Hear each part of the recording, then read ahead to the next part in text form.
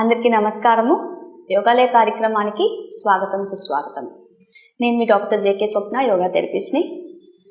మనము యోగాలయ కార్యక్రమంలో yoga therapy ఎటువంటి ఆరోగ్య సమస్యలకి మనం ప్రాక్టీస్ చేయొచ్చు, ఏ ఆరోగ్య సమస్యల్లో యోగా ప్రాక్టీసెస్ మంచిగా ఇంప్రూవ్మెంట్ చూపిస్తుంది అనేది డిస్కస్ చేసుకుంటూ వస్తున్నాము. ఇందులో భాగంగా ఇప్పటిదాకా మనము కనీసము ఒక 60 episodes, 60 different kinds or around 50 to 60 different ప్రాబ్లమ్స్కి, హెల్త్ ప్రాబ్లమ్స్కి యోగా ప్రాక్టీసెస్ ఎక్స్ప్లెయిన్ చేశాం.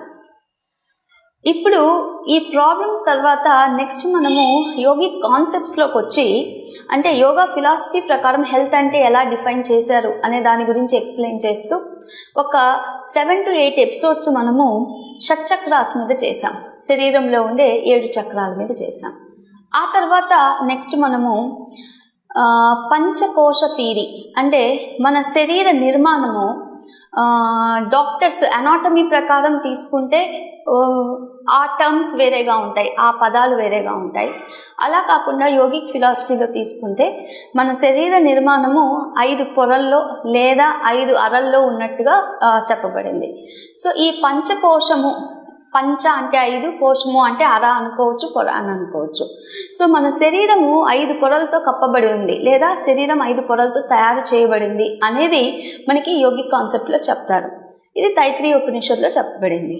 అందులో ఈ పంచకోశాలు అన్నవి, ఒకటి అన్నమయ కోశ, రెండవది ప్రాణమయ కోశము, మూడవది మనోమయ కోశము, నాలుగవది విజ్ఞానమయ కోశము, ఐదవది ఆనందమయ కోశం. సో దీని గురించి లైట్గా మనము డిస్క్రిప్షన్ అనేది నిన్న ఎక్స్ప్లెయిన్ చేశాము. అందులో అన్నమయ కోశము గురించి ఆల్రెడీ దాని క్యారెక్టరిస్టిక్స్ ఏంటి, అన్నమయ కోశాన్ని మనము హెల్తీగా చేసుకోవాలి, లేదా అన్నమయ కోశాన్ని డిజీజ్ ఫ్రీగా పెట్టాలి, వ్యాధులు బారిన పడకుండా ఉండాలి అని అంటే ఆసనాలు అనేవి చాలా చక్కగా ఉపయోగపడతాయి అనేది నిన్న డిస్కస్ చేశాము.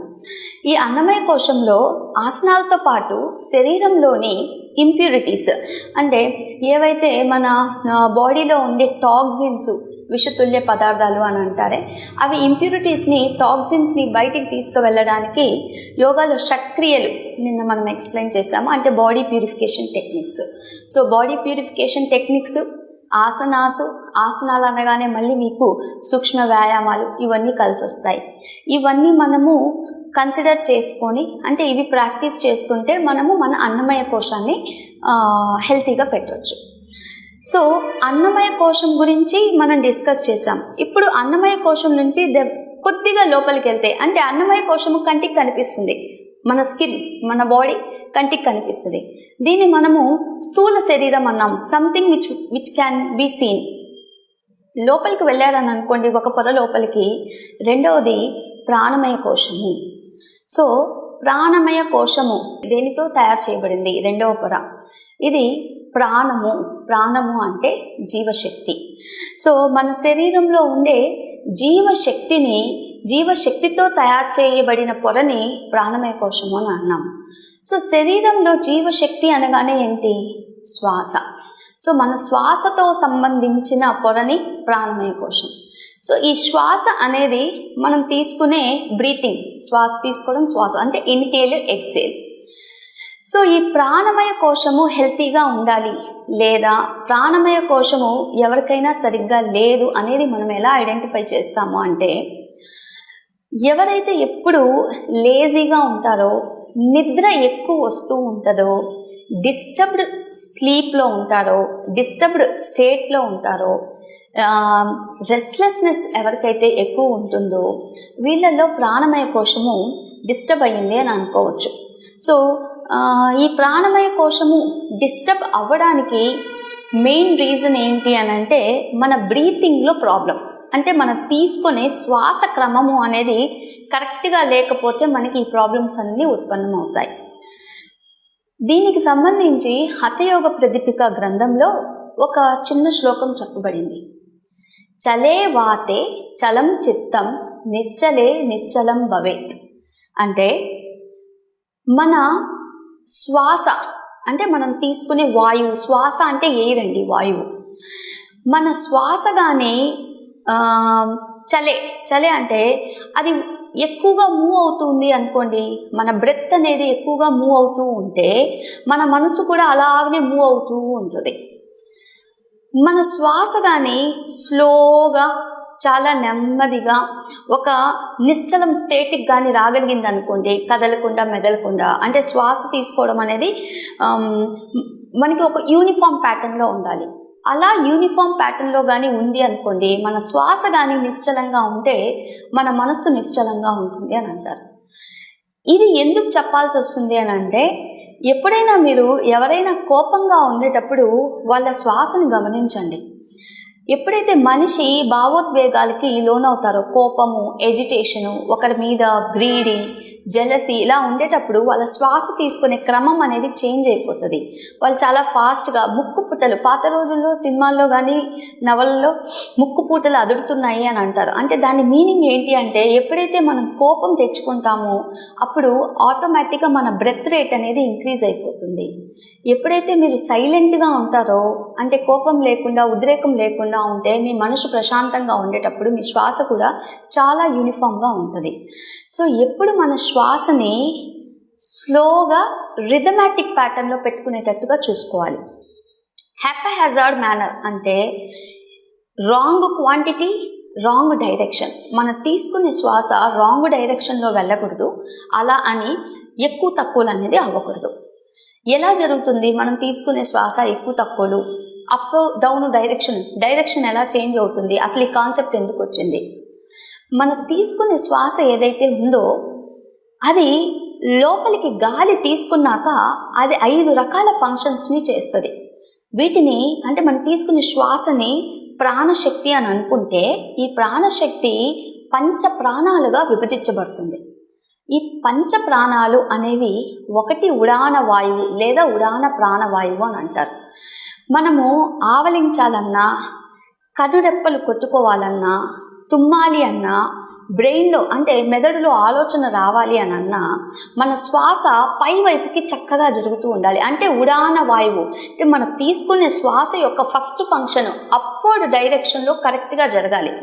అప్వర్డ్ డైరెక్షన్లో ప్రాణశక్తి సరిగ్గా పనిచేయట్లేదు అనుకోండి, ఇప్పుడు నేను చెప్పిన ఈ బాడీ ఫంక్షన్స్ అన్నీ సరిగ్గా జరగవు, మీకు ప్రాబ్లమ్స్ వస్తాయి. సెకండ్, మనం తీసుకున్న ప్రాణశక్తి ఏదైతే శ్వాస తీసుకుంటామో అది థ్రోట్ ద్వారా ఇక్కడ మన హార్ట్ దగ్గర ఉండేటప్పుడు ఇది మనకి ఎగ్జిస్టెన్స్, మనిషి బతికాడు అన్నదానికి కావాల్సిన ఎగ్జిస్టెన్స్ ఈ హార్ట్ చక్రాలో ఉంటుంది. ఈ హార్ట్ రీజన్ అంటే బ్రీతింగ్ ఇన్ అండ్ అవుట్ కరెక్ట్గా జరుగుతుండాలి. అది దీనికి సంబంధించి అంటే శ్వాస మధ్యలో ఉండేదేమో మన ప్రాణానికి సంబంధించింది, మెయిన్ ప్రాణ. ఆ తర్వాత ఇదే ప్రాణవాయువు 3వ స్టెప్లోకి వచ్చినప్పుడు మనం తీసుకున్న ఆహారాన్ని జీర్ణం చేసుకొని మన శరీరానికి కావాల్సిన శక్తిని ఇవ్వడానికి హెల్ప్ చేసే డైజెషన్ మొత్తానికి ఆ ప్రాణవాయువు సపోర్ట్ చేస్తుంది. ఆ ప్రాణవాయువు ఏంటి అంటే సమాన వాయువు. నెక్స్ట్, ఇప్పుడు ఫుడ్ డైజెస్ట్ అయిపోయింది. ఏదైతే డైజెస్ట్ అయ్యిందో అందులో ఉండే న్యూట్రియంట్స్, మినరల్స్ మన శరీరానికి అందించాలి, రైట్? ఆ తర్వాత వేస్టేజ్ ఏదైతే ఉందో అది పంపించేసేయాలి. వేస్టేజ్ పంపించడానికి ఏ ప్రాణవాయువు హెల్ప్ చేస్తుంది అంటే అపానవాయువు హెల్ప్ చేస్తుంది. అపానము అంటే కింద వైపుకి. డైరెక్షన్స్ గమనించండి, ఉడాన వాయువు పై వైపు వెళ్తుంది, ప్రాణవాయువు ఇక్కడ మిడిల్లోనే ఉంటుంది, సమాన వాయువు నాభి చుట్టూ ఉంటుంది, అపాన వాయువు కింద వైపుకి వెళ్తుంది. డైరెక్షన్, ద విండ్ డైరెక్షన్, శ్వాస డైరెక్షన్ లేదా ఎయిర్ డైరెక్షన్ కిందకు ఉంటుంది. ఇది కాకుండా ఇప్పుడు ఈ రక్తంలో మనం తీసుకున్న శ్వాస ద్వారా సమాన వాయువు డైజెస్ట్ చేసింది, టాక్సిన్స్ మొత్తాన్ని కింద వైపు నుంచి పంపించేసింది. మనం తీసుకున్న ఫుడ్లోని న్యూట్రియంట్స్ బ్లడ్లో పంపించాలి కదా. ఆ రక్త ప్రసరణ మన చేతులకి, మన కాళ్ళకి, అదర్ బాడీ పార్ట్స్కి చేయాల్సిన పని వ్యానవాయువు తీసుకుంటుంది. సో ఈ 5 ప్రాణాలు కరెక్ట్ డైరెక్షన్లో కరెక్ట్ క్వాంటిటీలో వర్క్ చేయాలి అని అంటే మనం శ్వాస కరెక్ట్గా తీసుకోవాలి. అదేంటి మనం క్వాంటిటీస్ ఎలా చేంజ్ అవుతాయి అని అంటే చిన్న ఎగ్జాంపుల్. ఇప్పుడు మనం పరిగెడుతూ ఉన్నాం అనుకోండి, రన్నింగ్ మ్యారథాన్ చేస్తూ ఉన్నాము, అప్పుడు ప్రాణవాయువు ఎక్కువగా మనకి లెగ్స్లోకి రావాలి. సో లెగ్స్ ఎక్కువగా యూజ్ చేస్తున్నాం కాబట్టి ఆ టైంలో ప్రాణవాయువు లెగ్స్, లిమ్స్, మన లెగ్స్ ఏవైతే ఉన్నాయో లోయర్ పార్ట్స్కి ప్రాణవాయువు ఎక్కువగా పంపిస్తాం, అంటే ఎక్కువగా యూటిలైజ్ చేస్తుంది. మీరు ఒక మంచి క్రియేటివ్ రైటర్ అని అనుకోండి, ఆలోచన పరులు, లేదు అని అంటే డ్రాయింగ్, ఆర్ట్స్ ఇలాంటి పర్సన్ ఉన్నారు అని అనుకోండి, మీకు మీ ప్రాణవాయువు, ఉడాన వాయువు ఎక్కువ కావాలి, మెదడులో ఎక్కువ వాయువుని అది యూజ్ చేస్తూ ఉంటుంది. సో ఇలా డిఫరెంట్ బాడీలీ ఫంక్షన్స్కి మనకు వాయువు అనేది అవసరం. సో ఈ ప్రాణవాయువు అనేది సరిగ్గా తీసుకోగలగాలి. ఎలా తీసుకోగలుగుతాము? ఈ పొరని మనం ఎలా కరెక్ట్ చేసుకోగలుగుతాము? ఈ పొరని కరెక్ట్ చేసుకోవాలి అని అంటే ప్రాణాయామ రెగ్యులర్గా ప్రాక్టీస్ చేయాలి. ప్రాణాయామము, ప్రాణ ప్లస్ ఆయామము ప్రాణాయామము, ప్రాణశక్తిని కంట్రోల్ చేయడం, ఎక్స్టెండ్ చేయడం, టోన్ చేసే ప్రక్రియని ప్రాణాయామ అన్నారు. అంటే మనం తీసుకునే శ్వాసని, బ్రీతింగ్ టెక్నిక్ ఏదైతే మన శ్వాసని ఎక్స్టెండ్ చేయగలదు, కంట్రోల్ చేయగలదు, టోన్ చేయగలదు, ఆ బ్రీతింగ్ టెక్నిక్స్ని ప్రాణాయామాలు అన్నారు. మనం ఇప్పటిదాకా మన ఎపిసోడ్స్ మీరు రెగ్యులర్గా చూస్తూ ఉంటే చాలా రకాల ప్రాణాయామాలు డిస్కస్ చేసుకుంటూ వస్తున్నాం. ఎవరైనా ఫస్ట్ టైం వింటున్నారు, ఫస్ట్ టైం ప్రాణాయామ ప్రాక్టీస్ చేయాలంటే దీర్ఘ ప్రాణాయామ ప్రాక్టీస్ చేయొచ్చు. దీర్ఘ ప్రాణాయామ అంటే ఏమీ లేదండి, చక్కగా నిటారుగా కూర్చొని వెన్నెముక్కని నిటారుగా పెట్టి మీ అరచేతుల్ని మీ తొడల మీద ఉంచడం లేదా చిన్ముద్రలో ఉంచి వీలైనంత వరకు ఎక్కువసేపు శ్వాస తీసుకోవడానికి ప్రయత్నం చేయండి, ఎక్కువగా శ్వాస వదలడానికి ప్రయత్నం చేయండి. ఇది దీర్ఘ ప్రాణాయామ అని అంటారు. ఇది మీరు కౌంట్ పెట్టుకొని లేదా ఒక టైమర్ పెట్టుకొని 1 to 5 కౌంట్ ఇన్హేలు, 1 to 5 కౌంట్ ఎక్సేలు, ఇది ప్రాక్టీస్ చేయడానికి ట్రై చేయొచ్చు. రెండవది ఇంకా ఈజీ మెథడు, అంటే బిగినర్స్ చేయగలిగింది అబ్డామినల్ బ్రీతింగ్. సో మీ అరచేయిని పొట్ట మీద ఉంచుకుంటారు, నెమ్మదిగా శ్వాస తీసుకునేటప్పుడు పొట్ట ఉబ్బాలి, శ్వాస వదిలేటప్పుడు పొట్ట లోపలికి తీసుకెళ్ళాలి. సో ఈ 2 సింపుల్ ప్రాణాయామాసు, అంటే స్టార్టింగ్ బిగినర్స్ చేయగలిగినవి. ఆటోమేటిక్గా మీరు ప్రాక్టీస్ చేసే కొద్ది మీరు నాడీ శుద్ధి ప్రాణాయామ చేయొచ్చు, కపాలభాతి ప్రాణాయామ చేయొచ్చు, భస్త్రిక, శీతలి, సుఖ ప్రాణాయామ, ఇంకా కొద్దిగా వెస్ట్రన్ మెథడ్స్ కలిపిన, అంటే ఆల్మోస్ట్ ఇవే బ్రీతింగ్ టెక్నిక్స్ని కొద్దిగా చేంజ్ చేసి గామా బ్రీతింగ్ అని ఉంది, బాక్స్ బ్రీతింగ్ అని ఉంది, ఇలా డిఫరెంట్ టైప్స్ ఆఫ్ టెక్నిక్స్తో మనము శ్వాసలో అంటే ఎక్కువ శ్వాస తీసుకోవడానికి ప్రయత్నం చేయాలి. సో ఎవరికి ఇందాక మనం చెప్పాము లేజీనెస్, రెస్ట్ఫుల్నెస్, ఎప్పుడైతే మీరు శ్వాస తీసుకోవడం తగ్గిస్తారో, శ్వాస లోపలికి ఊపిరితిత్తుల నిండా తీసుకోలేరో, లేదా ఎప్పుడు కూడా షాలో బ్రీతింగ్ చేస్తూ ఉంటారో, మీరు తీసుకునే శ్వాస అన్ని ఆర్గాన్స్కి, శరీరంలోని అన్ని అవయవాలకి కావాల్సినంత శ్వాస అందక అవి అక్కడుండే కణాలు మొత్తం స్లోగా డిటీరియరేట్ అవుతాయి. అంటే ఆ కణాలకి గాలి రాక అవి డార్క్నెస్లో ఉంటాయి, అవి నెమ్మదిగా చెడిపోవడం స్టార్ట్ అవుతాయి. అప్పుడు ఆ కణాలతో తయారు చేయబడిన ఆర్గన్ ఏదైతే ఉంటో, for example stomach related constipation రావచ్చు, లేదా రెస్పిరేటరీ సిస్టంలో ప్రాబ్లం రావచ్చు, లేదా ఇమ్యూన్ సిస్టంలో ప్రాబ్లం రావచ్చు, లేదా డయాబెటీస్ రావచ్చు, హార్ట్ ప్రాబ్లం రావచ్చు. సో ఎక్కువ బ్రీతింగ్ ఎప్పుడైతే తీసుకోలేరో ఈ ప్రాబ్లమ్స్ అన్నీ వస్తాయి. మన రెండవ కోశము సరి చేసుకోవాలంటే బ్రీతింగ్ ప్రాక్టీసెస్ ఎక్కువ చేయాలి. అందులో ఈ బ్రీతింగ్స్ అన్నీ చెప్పాను. ఇలా చేస్తూ, అంటే శ్వాసను ఎక్కువ తీసుకునే బ్రీతింగ్స్ చేస్తూ ఆసనాలలో బ్యాక్ బెండింగ్ ఆసనాస్, ఏ ఆసనాల్లో అయితే చెస్ట్ బాగా ఓపెన్ అవుతుందో, షోల్డర్స్ బాగా వెనక్కి వెళ్తాయో, చెస్ట్ ఓపెన్ అవ్వాలి, ఊపిరితిత్తులు మొత్తం కూడా ఫుల్గా ఎక్స్పాండ్ అవ్వగలగాలి, షోల్డర్స్ వెనక్కి వెళ్ళాలి, స్పైన్ అనేది స్ట్రెయిట్గా ఉండాలి. ఇలాంటి ఆసనాలు, అంటే ఇవన్నీ కూడా బ్యాక్ బెండింగ్ ఆసనాసు, చెస్ట్ ఓపెనర్ ఆసనాసు, ఇంకా ఇన్వర్టెడ్ పోస్చర్స్ లైక్ శీర్షాసనము, సేతుబంధ సర్వాంగాసనము, సర్వాంగాసనము, విపరీత కరణి, ఇలాంటి ఆసనాలలో మీరు ఆసనం చేసేటప్పుడు శ్వాస ఎక్కువ తీసుకొని 30 సెకండ్స్ నుంచి 3 మినిట్స్ ఉండడానికి ప్రయత్నం చేయండి. ఒకే రోజులో అవ్వదు, స్టెప్ బై స్టెప్ మీరు 30 సెకండ్స్ పాటు ఆసనంలో ఉండడానికి హెల్ప్ చేయండి. ఈ ఆసనాలు బిగినర్స్ ఎక్కువసేపు ఉండలేనప్పుడు మనం సపోర్టింగ్ ప్రాపర్టీస్ తీసుకొని చేస్తాం. ప్రాణమయ కోశని ఆరోగ్యంగా ఉంచుకోవాలి అంటే బ్రీతింగ్స్ అన్ని బ్రీతింగ్ అంటే శ్వాస మీద మనము శ్వాస ఎక్కువ తీసుకునే ఆసనాలు, అలాగే బ్రీతింగ్ శ్వాసకు సంబంధించిన ప్రాణాయామాలు ఎక్కువ చేస్తూ ఉండాలి. దీనికి కరెక్ట్ ఎగ్జాంపుల్ ఏంటి అంటే శ్వాసతో ఎందుకు శ్వాస మీద మనకి ఇంత ఇంపార్టెన్స్ అనంటే, ఇప్పుడు మీ ఇంట్లో ఒక ఫ్యాన్ ఉందనుకోండి, ఫ్యాన్ మీకు కనిపిస్తుందా? రైట్. కనిపించే ఫ్యాను మీ అన్నమయ కోశం అని అనుకోండి. మనం ఫస్ట్ లేయర్ ఆల్రెడీ మనము డిస్కస్ చేసాం. Fan okay. ఇప్పుడు ఫ్యాన్ వెలగాలి అంటే మీరు ఏం చేయాలి? స్విచ్ బోర్డ్లో స్విచ్ అనేది మనం ప్రెస్ చేయాలి. ఓకే, స్విచ్ బోర్డ్లో స్విచ్ ప్రెస్ చేసినా ఫ్యాన్ వెలగలేదు అంటే మీనింగ్ ఏంటి? పవర్ లేదు అని అనుకోవాలి, లేదా ఆ వైర్స్లో ఎలక్ట్రిక్ కరెంట్ రావట్లేదు అని అనుకోవాలి.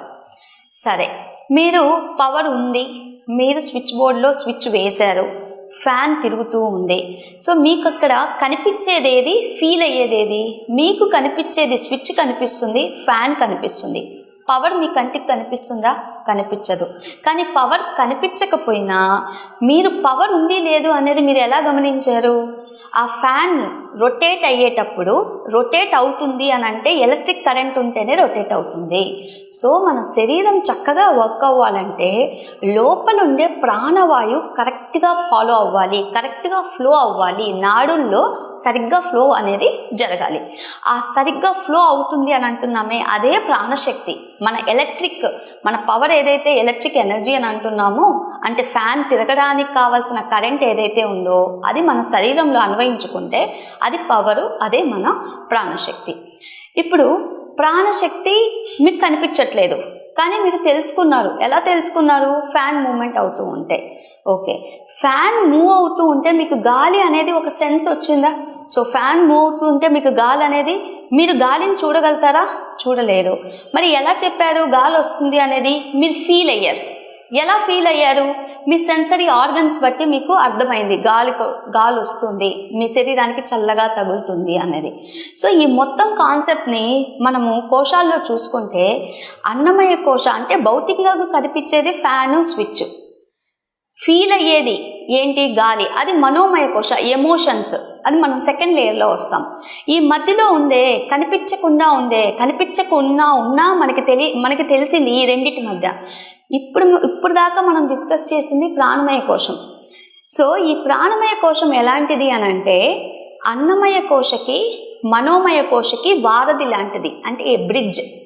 సో ఈ ప్రాణశక్తి కరెక్ట్గా లేకుండా ఉంటే, అంటే ప్రాణశక్తిలో ప్రాబ్లమ్స్ ఉంటే మీ మనస్సు కూడా సరిగ్గా ఉండదు, మీ ఆరోగ్యం కూడా, అంటే ఫిజికల్గా మీకు కనిపించే శరీరంలో కూడా ప్రాబ్లమ్స్ వస్తాయి. ఎంత ఇంపార్టెన్స్ ఈ ప్రాణాయామ కంటే, ఈ ప్రాణాయామ కరెక్ట్గా ఉంటేనే ఫ్యాన్ వెలుగుతుంది.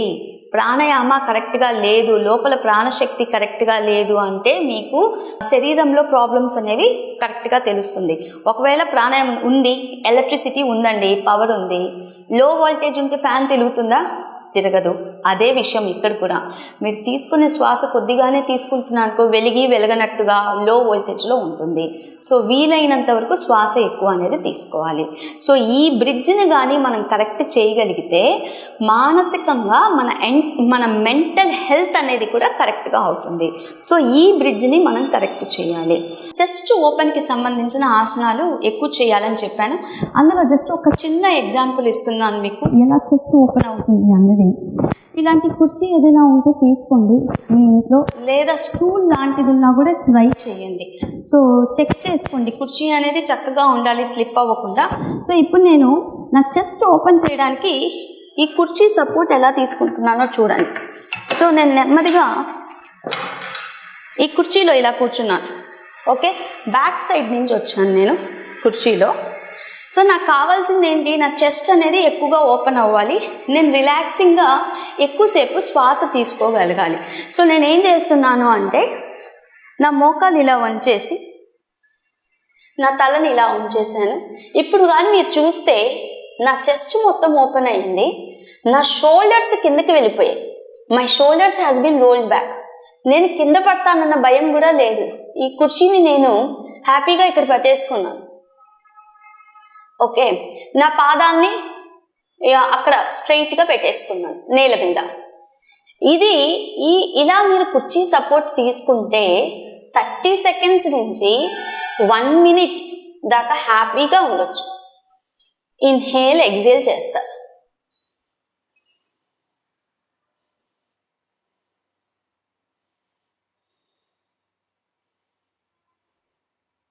మీకు చాలు అని అనుకున్నప్పుడు, ఓకే 1 మినిట్ అయిపోయింది అని అనుకున్నప్పుడు నెమ్మదిగా ఇలా పైకి వస్తారు.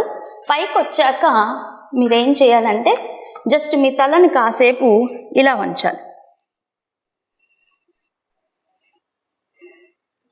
ఇప్పుడు ఈ ఆసనం కానీ మీరు చూసారనుకోండి, మీకు చెస్ట్ ఓపెనింగ్ వచ్చింది and at the same time inverted posture యొక్క ఎఫెక్ట్ కూడా వచ్చింది.